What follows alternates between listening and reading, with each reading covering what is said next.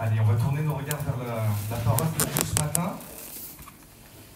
On va commencer par une lecture dans le livre de l'Exode, chapitre 31, verset 18.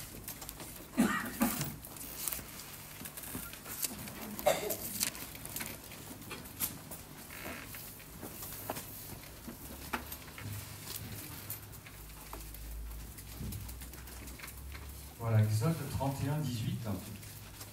Voici ce qu'on lit. Lorsque l'Éternel eut achevé de parler à Moïse sur le mont Sinaï, il lui donna les deux tables du témoignage, tables de pierre écrites du doigt de Dieu. On avance un petit peu au chapitre suivant, chapitre 32, verset 15. Moïse s'en retourna et descendit de la montagne, les deux tables du témoignage à la main. Les tables étaient écrites des deux côtés, elles étaient écrites de part et d'autre. Les tables étaient l'œuvre de Dieu et l'écriture était l'écriture de Dieu gravée sur les tables. Josué entendit la voix du peuple qui poussait des clameurs et il dit à Moïse, « Il y a un bruit de guerre dans le camp. » Il répondit, « Ce n'est ni le bruit d'un chant de victoire, ni le bruit d'un chant de défaite. Moi, c'est un bruit de chanson que j'entends. » Comme il approchait du camp, il vit le veau et les danses. La colère de Moïse s'enflamma. Il jeta de ses mains les tables et les brisa au pied de la montagne. Et encore un petit peu plus loin, au chapitre 34, verset 1er,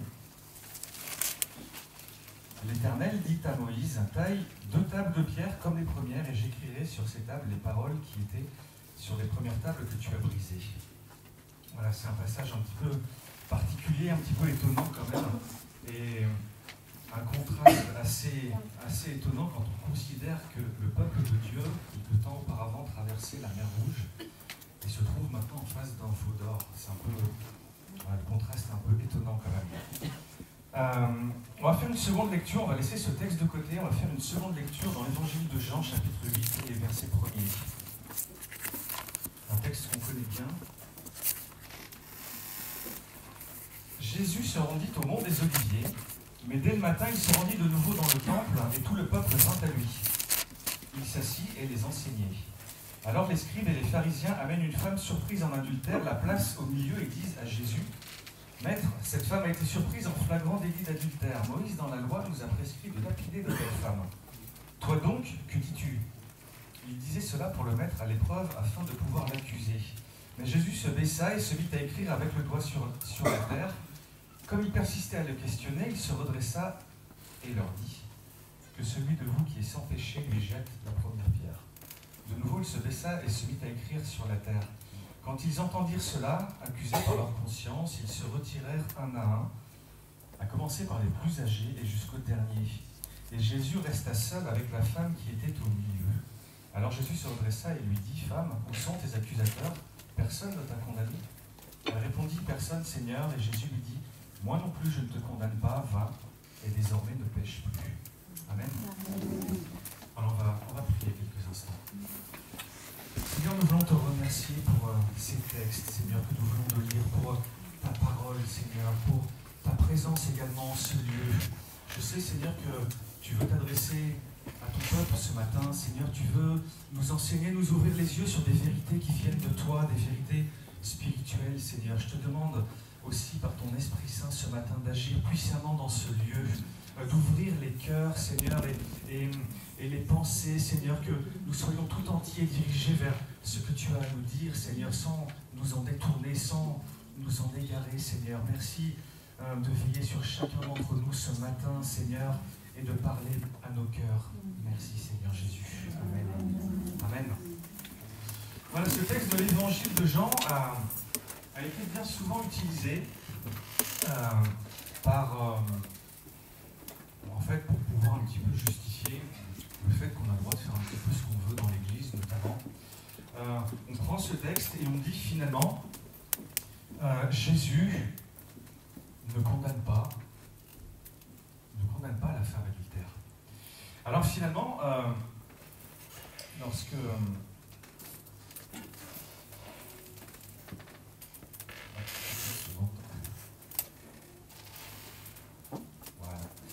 Donc finalement, c'est la vie chrétienne, c'est facile, c'est pas très compliqué. Il y a ce péché qui a été commis, et puis il y a Jésus qui passe l'éponge, systématiquement, qui pardonne tout le temps. Alors on prend ce texte, comme on veut, on le déforme et on l'utilise à notre guise.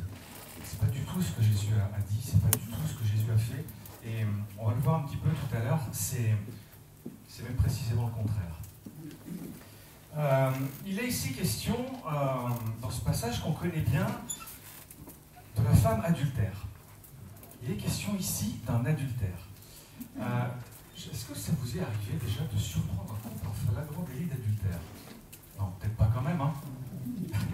Ça n'arrive pas tous les jours, hein, quand même. Bon, je vois que vous avez tous l'air de dire non, parce que vous êtes sûrement des gens bien et vous ne traînez pas dans des lieux étranges. Mais je dois vous faire une confidence ce matin. Ça m'est arrivé même plusieurs fois. Alors, avant de vous jeter sur moi et de m'arracher le micro en disant on a affaire à un frère un peu spécial ce matin, je vais vous expliquer. C'était bien sûr du temps où j'étais gendarme, mais notamment sur la première brigade, mon premier poste en Normandie. Avec un collègue, on aimait bien, on faisait un petit concours de celui qui trouverait le plus de voitures volées. Alors on aimait bien souvent la nuit s'enfoncer dans des bois, dans des forêts bien sombres où on repérait un véhicule garé là. Parfois on trouvait notre bonheur et parfois en approchant du véhicule, c'est la surprise. Et là on n'était pas les seuls à être surpris, hein, les gens qui étaient dedans aussi. Voilà, c'est juste la gendarmerie, excusez-nous messieurs, dames. Ça m'est arrivé quelques fois, ouais. C'est un peu particulier, c'est vrai. Mais mis à part ce cadre-là, non, dans ma vie normale, entre guillemets, non, ça m'est jamais arrivé. C'est pourquoi je me suis posé des questions par rapport à ce texte. Et je me dis, c'est quand même curieux que des scribes et des pharisiens qui sont censés quand même étudier la loi de Dieu, passer un peu le plus clair de leur temps à tourner vers ces choses-là, et eux, ils arrivent à tomber sur une femme en flagrant délit d'adultère. C'est un peu particulier, un peu curieux. J'ai même envie de dire un peu douteux ce matin. J'ai envie de dire que ça sent un petit peu le coup monté, tout ça. Et d'ailleurs, ces pharisiens, ces scribes, ils sont à peu près à tout.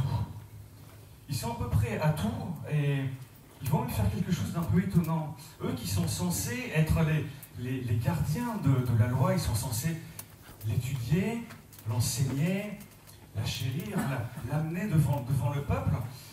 Voilà que là, il semblerait qu'ils poursuivent un but. Et ce but, c'est de pouvoir piéger Jésus.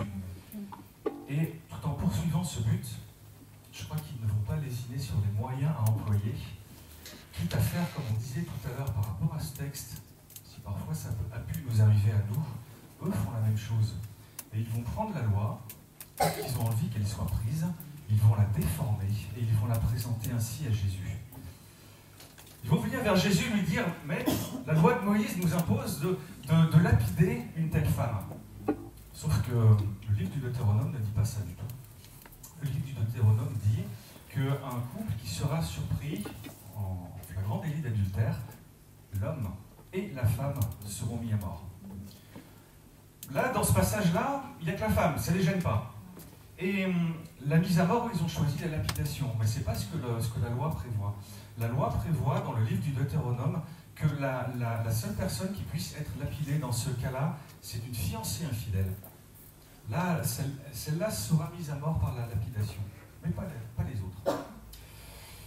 Donc, ils viennent devant Jésus avec déjà ce texte qui est déjà déformé, qui est exagéré selon ce que eux veulent, et qui plus est, en plus, ces sentences n'étaient plus du tout appliquées du temps de Jésus. Mais là, ils les remettent au bout du jour, parce que ça les arrange bien. Alors cette scène, ce décor tel qu'on vient de le poser ce matin, il va nous faire rentrer dans un dialogue avec Jésus. Jésus veut parler, et il va s'adresser, dans ce texte, à 3 catégories de personnes. Tour à tour, Jésus va interroger, questionner, parler au cœur de 3 catégories de personnes selon la place de chacun, selon qui ils sont, selon leur rôle. Jésus va s'adresser à eux. Alors on va regarder ça ensemble. Premièrement, Jésus va parler aux accusateurs de la femme adultère. c'est à eux qu'il va s'adresser. Il va commencer avec un message pour eux. On a vu que le dialogue est initié par les scribes et les pharisiens. C'est eux qui viennent les premiers, qui viennent voir Jésus et qui viennent lui dire « Maître, nous avons trouvé cette femme, nous l'amenons devant toi. » Le piège commence à se refermer sur Jésus. Il est simple, mais il est terriblement efficace. Il a dû être réfléchi, peut-être même répété, peut-être même... Ils ont dû se concerter, ils ont dû prendre toutes les hypothèses pour dire cette fois, il ne doit pas nous échapper, nous allons refermer le piège sur lui pour enfin pouvoir nous débarrasser de cet imposteur. Et les mots sont pesés, les choses sont bien dirigées. Ce piège, en fait, présente une seule difficulté. On y reviendra tout à l'heure. Pour le moment, ils arrivent et disent « Maître, Maître ». Le piège commence déjà à se refermer sur Jésus. Il y a là, on a vu tout à l'heure, Jésus est en train d'enseigner dans le temple. Il y a toute la foule qui est là autour de lui.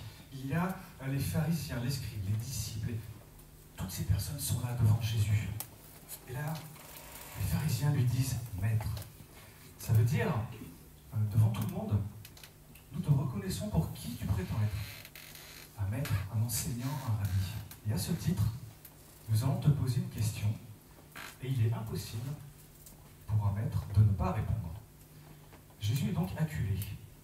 Il va devoir répondre à la question qui lui est posée au risque d'être totalement discrédité et d'être rejeté par le peuple en tant qu'enseignant. Première phase du piège. Ensuite, c'est très simple. Il s'agit de poser une question simplissime à Jésus. La loi de Moïse dit que de telles femmes doivent être lapidées. Toi, qu'est-ce que tu dis ? La question est simple. Est-ce que tu lapides ou est-ce que tu ne lapides pas? Est-ce que tu dis oui ou est-ce que tu dis non? C'est aussi simple que ça. Et Jésus est obligé de répondre à cette question. Alors il peut dire oui ou il peut dire non. S'il dit oui, oui, il faut lapider cette femme. Parfait. Les pharisiens s'en frottent les mains. C'est formidable à ce moment-là. Eh ben, c'est tout simple. On va pouvoir aller voir les autorités romaines et dénoncer Jésus. Qu'a-t-il fait? Il a mis à mort quelqu'un? Il n'a pas le droit de faire ça. Parce que l'occupant romain s'est arrogé ce droit, a pris ce droit et a interdit aux Israélites, même si les Romains sont assez permissifs quand même, hein, ils essaient de laisser un maximum de liberté aux Juifs à ce moment-là, parce que c'est quand même un endroit très particulier où, pour maintenir la paix, voilà, on en sait quelque chose aujourd'hui, mais les Romains s'en étaient déjà rendus compte, et ils avaient déjà vu un petit peu ce que c'était. Ils leur laissaient faire quand même beaucoup de choses. Mais mettre à mort quelqu'un, le juger, le condamner et le tuer, ça c'était interdit, c'était réservé à l'autorité romaine exclusivement. Alors si Jésus disait oui, c'est tout simple, il suffisait d'aller trouver les autorités romaines et de dénoncer Jésus en disant « Regardez ce que lui il fait, il prend ce qui est votre droit ». Ça veut dire qu'il s'estime lui-même être un roi. Et donc s'il y a un roi, vu le discours qu'il tient, ça veut dire que c'est lui le Messie.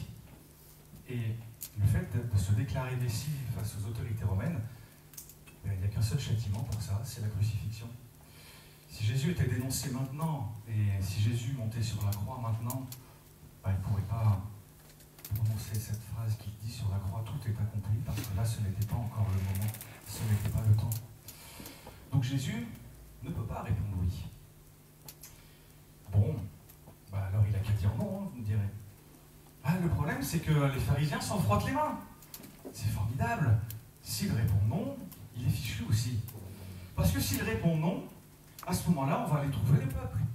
Et on va dire au peuple, regardez cet homme, il se prétend un enseignant, il se prétend un rabbi, un maître. Mais qu'est-ce qu'il fait de la loi de Moïse? Il lui marche dessus, il ne la respecte pas. Et donc là, Jésus est totalement discrédité. Il s'en est encore fini de lui. Simple comme piège. Facile. Il ne pourra pas s'en sortir sur ce coup-là, c'est pas possible. Hein. Je ne sais pas ce que toi tu fais quand tu te retrouves dans une situation peut-être aussi délicate, avec une telle pression qui est là. Parfois ça nous arrive, parfois c'est dans le monde du travail, parfois c'est dans nos familles, dans nos vies, peu importe les circonstances. Peut-être que tu traverses une situation difficile même en ce moment, et tu as l'impression d'être un peu comme Jésus, t'es coincé de toutes parts, il n'y a rien pour s'en tirer, il n'y aura pas de moyen, il n'y a pas de possibilité. Quoi que je choisisse, c'est fini. Alors moi je me dis, dans ce cas-là, à la place de Jésus, j'aurais peut-être été grandement tenté de me soustraire de cette foule. Jésus l'avait fait en certaines occasions. Quand ses accusateurs, ses ennemis voulaient le mettre à mort, parfois Jésus, il partait comme ça. Et peut-être que ça serait une bonne occasion, un bon moment pour... Mais la question reste posée. Et Jésus est tenu de répondre. Donc il ne peut pas partir comme ça. On pourrait prier, demander un miracle, demander... peu importe, je ne sais pas, un tremblement de terre par exemple. Voilà, hein, ça ferait bien nos affaires à ce moment-là. La terre tremble, tout le monde s'enfuit, tout va bien, et ouf, voilà, je l'ai échappé belle. Hein. Et ça ne marche pas comme ça. Il y a des moments, ça ne fonctionne pas comme ça. On aimerait bien. Et parfois, c'est peut-être un petit peu trop facile, entre guillemets. La bonne nouvelle, c'est qu'il y a une solution dans ces cas-là. Elle est encore plus facile. Jésus ne va pas opposer à ses accusateurs une sorte de réponse magique. C'est pas la potion magique de la bande dessinée. Hein. Ça n'existe pas, ça ne marche pas comme ça. Parfois, nous, on voudrait se servir de Jésus comme ça, par nos prières, de faire un grand truc qui changerait la situation. Et parfois, il faut que ce travail, ce soit moi qui le fasse. Il faut que je passe par l'épreuve, il faut que j'apprenne. Il y a toutes ces choses-là parfois. Et elle n'est pas une solution magique. C'est pas comme ça que les choses fonctionnent. Jésus va d'abord leur opposer un silence. Jésus ne parle pas. Parfois, il y a des silences qui sont lourds. Parfois, il y a des silences qui disent beaucoup de choses. Jésus, lui, il va s'asseoir à terre et il ne parle pas. Alors, ses ennemis vont augmenter la pression, ils vont le presser, ils vont le questionner à nouveau et lui dire maintenant, mais réponds-nous, tu es tenu de nous répondre. Alors Jésus va simplement dire, il va se lever et il va dire cette phrase que vous connaissez bien, que celui qui n'a jamais péché lui jette la première pierre. Et Jésus se rassoit, et Jésus se tait à nouveau et reste dans le silence. Et c'est dans ce silence que les pharisiens, les accusateurs de Jésus, vont pouvoir commencer à réfléchir en eux-mêmes. Il y en avait peut-être un, il était peut-être content du caillou qu'il avait ramassé, une pierre magnifique, lourde, bien tranchante, parfaite pour une lapidation. Celle-là, elle a dû être déposée là pour une lapidation. Elle est formidable.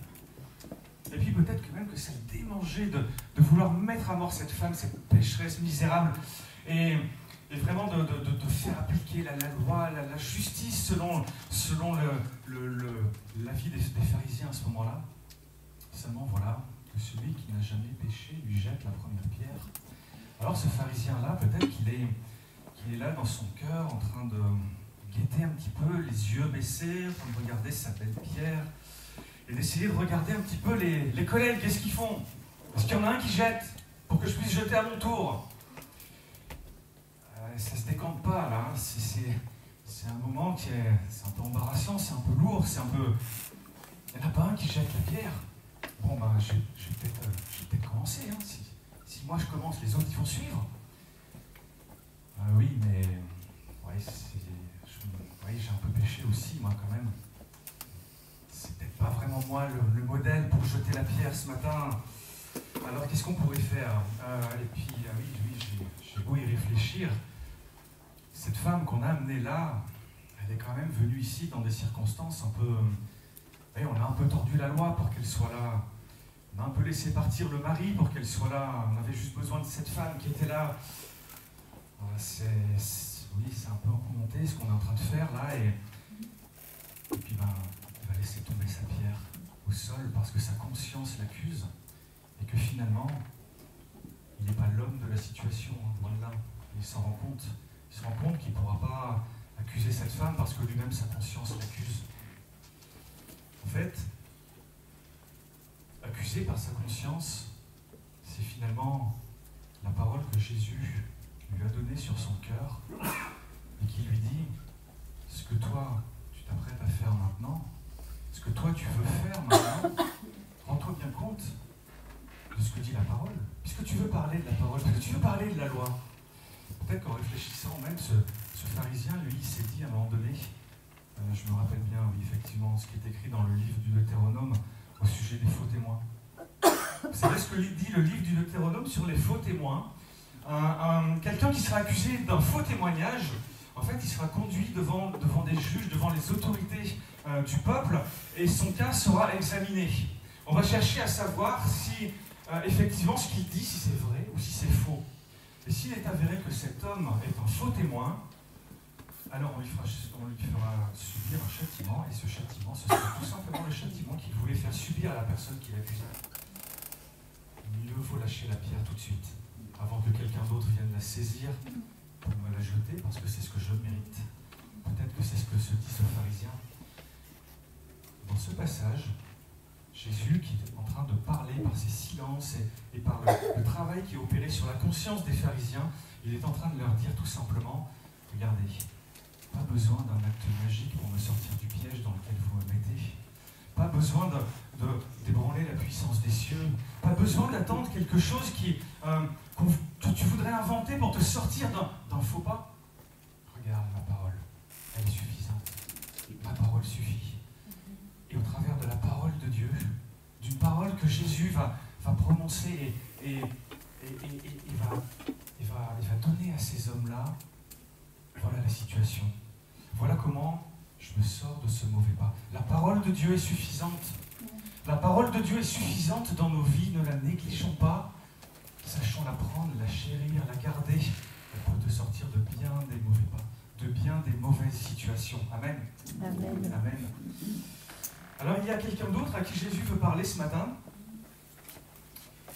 C'est bien entendu celle qu'on appelle la femme adultère. Il faut bien qu'on se rende compte un petit peu qu'on replace un peu la chose dans son contexte, qu'on la replace elle-même dans son contexte.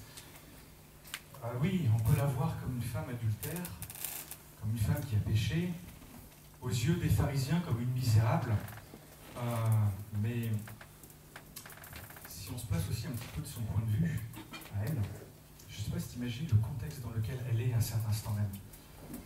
Elle a été emmenée, la parole de Dieu nous dit emmenée et placée devant Jésus. On a l'impression que c'est un peu une interpellation qui tombe mal si ce n'est pas des violences. Elle est quasiment violentée, rudoyée, amenée, déposée devant Jésus, complètement humiliée à cause du péché manifeste qu'elle a commis et qui est révélé aux yeux de tout le peuple.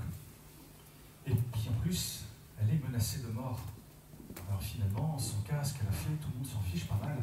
Mais ce qu'elle risque, elle, c'est la mort. La mort dans des conditions assez épouvantables. Et la mort qui va peut-être survenir dans quelques instants à peine. Et ce Jésus qui est là, ce Jésus qui est devant elle, qu'est-ce qu'il va faire? Elle a peut-être entendu parler de lui. Elle a peut-être entendu dire, cet homme, c'est un prophète, c'est un enseignant, cet homme, c'est quelqu'un qui fait des miracles. Cet homme, c'est... Mais dans mon cas, qu'est-ce qu'il va faire? Puisque de toute façon, mon péché est là. Alors je suis fichu. Peut-être que toutes ces pensées, certainement, même devaient passer en boucle dans sa tête et elle devait peut-être être même terrorisée devant cette situation, devant tout ce qui se passait. Jésus va lui parler. Jésus va parler à cette femme. Tout d'abord, il va se mettre au sol et il va commencer à écrire. On a dit à peu près tout ce qu'on a pu imaginer sur ce mystère de ce que Jésus a pu écrire par terre. Qu'est-ce que Jésus a bien pu écrire par terre? Je vous rassure, je ne vais pas vous le révéler ce matin. Tout simplement parce que ce n'est pas écrit dans la parole de Dieu. Et si on avait eu besoin de le savoir, l'évangéliste Jean nous l'aurait rapporté. Dieu aurait fait en sorte qu'on le sache. Et si on ne le sait pas, c'est qu'il y a ici une part de mystère et qu'on n'a pas à savoir cette chose-là. Pourtant, ça a fait couler beaucoup d'encre. Beaucoup d'encre. Ça a rempli des livres. On a essayé de déterminer que Jésus était en train d'écrire en fait des textes de la loi par rapport à ce qui allait se passer dans les instants qui allaient suivre. Alors on a pris des textes, on les a et certains commentateurs de la Bible, de la parole de Dieu ont dit « Ah, Jésus a certainement écrit telle référence, etc. » Et ils essayaient tous de justifier pourquoi Jésus aurait écrit tel ou tel texte.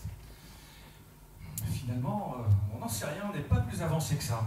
Je ne sais pas si vous le savez, mais on est même allé jusqu'à calculer combien un homme qui viendrait se mettre à terre, on imagine la position de Jésus, il vient écrire comme ça avec son doigt, et on est allé jusqu'à calculer le nombre de lettres hébraïques qu'un homme de taille moyenne pourrait écrire au sol.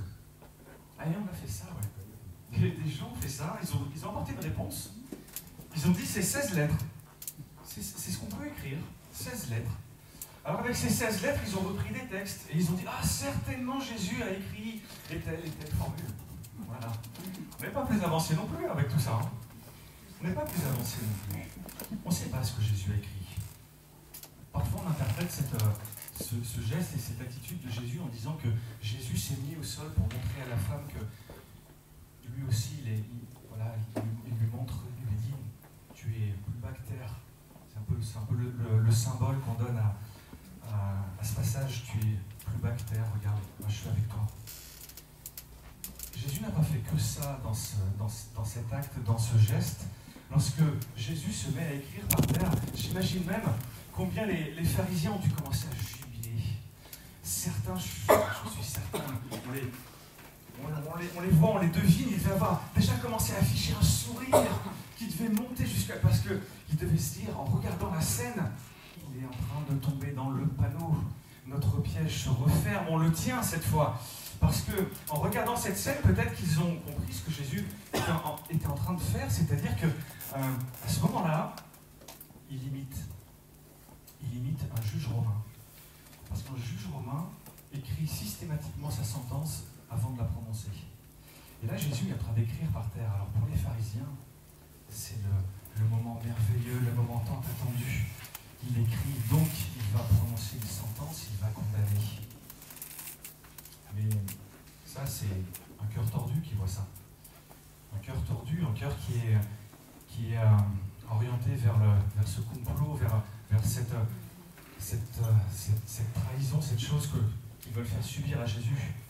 Ce que Jésus montre à la femme adultère, c'est tout autre chose. Et il veut rentrer dans un dialogue avec elle. Et ce n'est pas un dialogue qui s'écrit même dans la parole de Dieu. Et après, il veut lui parler avec des mots qui pourront être entendus par les uns, par les autres. Là, Jésus est en train de parler au cœur de cette femme. Je te parle de toi à moi. Regarde, je vais t'expliquer quelque chose. Je vais te montrer quelque chose. Et ce que fait Jésus à ce moment-là, vous savez que parfois Jésus, je ne vais pas dire, enfin, on ne va pas dire qu'il se met en scène parce que les mots ne sont pas très bien choisis. Mais parfois Jésus reproduit quelque chose pour nous faire comprendre qui il est. Je ne sais plus si on en a parlé ensemble, je ne me rappelais plus quand je rédigeais mon message. Il y a par exemple, il y a ce passage dans l'évangile de Jean, toujours, l'arrestation de Jésus dans le jardin de Gethsémane, lorsque les chefs du peuple et les soldats romains viennent arrêter Jésus et ils lui demandent, Jésus leur demande qui cherchez-vous, et ils répondent Jésus de Nazareth. Alors à ce moment-là, Jésus leur dit je suis. Et là le peuple tombe à terre et en fait Jésus reproduit à ce moment-là la scène du grand prêtre, du souverain sacrificateur qui sort du temple le jour du Kippour et qui, paraissant en vie devant le peuple, fait comprendre au peuple qu'il reçoit le pardon de ses péchés. Et Jésus, entre guillemets, se remet en scène à ce moment-là, au moment de son arrestation, pour dire à tout le peuple, à ceux qui viennent l'arrêter, regardez qui je suis le grand souverain sacrificateur, celui qui pardonne le péché une fois pour toutes, c'est moi. Je suis le Messie. Voilà ce que leur dit Jésus. Ici, dans ce passage, Jésus fait un petit peu la même chose. Là, cette fois, il parle au cœur. Il parle au cœur de cette femme. Il n'y a pas des mots, il n'y a pas c'est pour ça que je dis que les mots n'étaient pas très bien choisis. C'est pas une mise en scène, hein. C'est du cœur à cœur avec cette femme. Maintenant, c'est regarde qui je suis. Regarde, je vais te montrer maintenant. Dans ta difficulté, dans tes souffrances, dans là où tu es tombé, je veux faire une rencontre avec toi.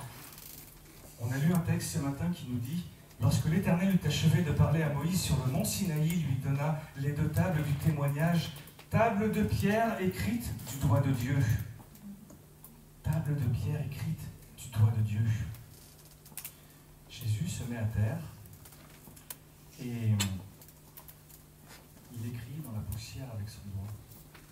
Et puis on a lu tout à l'heure, l'Éternel dit à Moïse, taille 2 tables de pierre comme les premières, et j'écrirai sur ces tables les paroles qui étaient sur les premières tables que tu as brisées. Il n'est plus question du doigt de Dieu ici. Et la deuxième fois, lorsque Jésus se remet au sol et que Jésus écrit, il n'est plus question du doigt de Jésus. Jésus reproduit cette scène qui était où Moïse reçoit les tables de la loi. Et de cœur à cœur, il dit à cette femme, je vais te démontrer maintenant qui je suis. Ces hommes sont venus pour m'accuser, pour t'accuser. Ces hommes sont venus avec la loi qui est dans leur cœur et leur interprétation. Cette loi-là, sache que c'est moi qui l'ai écrite. Sache que je suis le grand législateur. C'est moi qui l'ai écrite. Et à ce moment-là, si la femme ouvre son cœur à Jésus, alors elle va dire dans son cœur, mais alors si tu es le grand législateur, si tu as écrit cette loi, mais alors si tu es d'essence divine. Et si tu es d'essence divine et que tu es là en face de moi, c'est parce que tu es le Messie dans son incarnation. C'est donc que tu es mon sauveur. Et cette femme fait une rencontre authentique avec Jésus à cause de ce que Jésus lui a démontré dans ses gestes, dans son attitude, dans cette rencontre qu'il fait avec elle, cette intimité. Amen. Et vraiment, Jésus veut te dire ce matin, peut-être toi qui ne le connais pas ou qui n'a pas fait la démarche d'aller plus loin avec lui, ce que je veux, c'est faire une rencontre personnelle avec toi dans ton cœur. Je veux te démontrer qui je suis. Pas par l'intermédiaire de quelqu'un, peut-être qu'un pasteur, un prédicateur, un ancien, un frère, une sœur dans l'église peut t'aider, t'accompagner sur ce chemin. Mais cette rencontre, elle va se faire dans ton cœur, lorsque tu vas recevoir une parole de Jésus. Et Jésus veut te donner une parole ce matin pour que tu veuilles bien l'ouvrir ton cœur. Cette femme a été prise en flagrant délit d'adultère. Elle a été prise dans le péché. Elle a été prise dans le péché. S'il y a encore quelques traces de péché dans nos vies, il est temps de remettre les choses en règle devant Dieu, sans attendre, sans aller, sans compromis. Jésus veut parler encore à quelqu'un d'autre ce matin, une troisième catégorie de personnes. Une dernière catégorie de personnes, je vais essayer de terminer rapidement. Jésus a dit à ses accusateurs, la parole est suffisante. Jésus a dit à cette femme adultère, finalement, je suis suffisant dans ta vie, dans tes problèmes. Je suis suffisant. Jésus veut parler encore à quelqu'un. On a vu dans le commencement de ce texte, il y avait tout le peuple qui était là. Le peuple était assemblé. Le Seigneur veut parler à tous ces témoins qui étaient là. Et à tous ceux qui lisent le texte que Jean nous a laissé, que le Seigneur nous a laissé. Et à tous ceux qui sont finalement présents dans cette salle ce matin. Et bien entendu à toi en particulier dans ton cœur. La loi impose que les 2 coupables d'adultère soient lapidés. C'est ce qu'on a dit tout à l'heure. Pourtant, on peut quand même se poser une question un peu légitime, un peu manifeste, mais où est l'homme? Où est l'homme dans tout ça? C'est tout simple, les pharisiens l'ont laissé partir. C'est remonté, ils n'avaient pas besoin de lui. Tout ce qu'il fallait, c'était trouver une femme adultère. Bon, il n'y avait qu'à la pousser dans les bras de quelqu'un, qu'on a peut-être même payé, sait-on jamais. Peut-être que le piège allait jusque-là. La parole de Dieu ne le dit pas, j'extrapole un peu, mais il est possible que les choses soient allées jusque-là. Auquel cas, de toute façon, ils ont dû dire à cet homme-là, t'inquiète pas, on va te laisser partir, il n'y a pas de souci. Nous, ce qu'on veut, c'est la femme. On a besoin d'elle pour refermer notre piège sur Jésus. Alors tous les deux, cet homme adultère et cette femme adultère vont recevoir une parole. Tous les deux, l'un comme l'autre. L'homme va recevoir une parole. Cette parole, elle n'apparaît pas dans la Bible, elle n'apparaît pas dans la parole de Dieu, mais elle est évidente. Cette parole, elle vient, pour cet homme-là, elle vient de la part des pharisiens. Va, pars, sauve-toi de là. Sauve-toi de là, on ne va pas t'accuser. Va. Et la femme va recevoir également une parole, mais de la bouche de Jésus. Et Jésus va lui dire, va.